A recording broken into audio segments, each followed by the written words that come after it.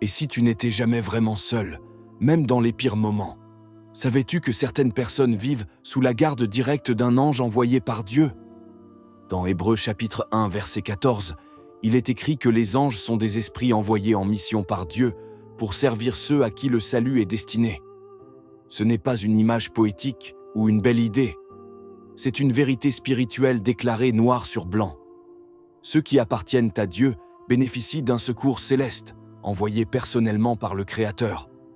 On ne parle pas ici d'un ange sur ton épaule, comme dans les dessins animés, mais d'une force invisible, bien réelle. Dieu déploie des messagers, des gardiens, des secours spirituels qui interviennent exactement quand il le faut. Le psaume chapitre 34, verset 7, le dit clairement.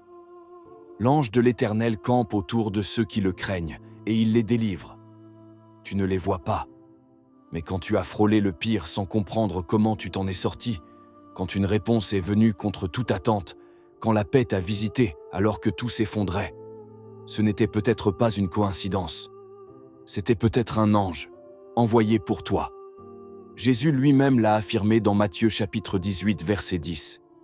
Il y a des anges qui, au nom des enfants de Dieu, voient en permanence la face du Père. Les élus ne marchent jamais seuls. Ils avancent sous la couverture invisible mais puissante d'un Dieu fidèle, qui ne dort ni ne délaisse ceux qui lui obéissent et placent véritablement leur confiance en lui.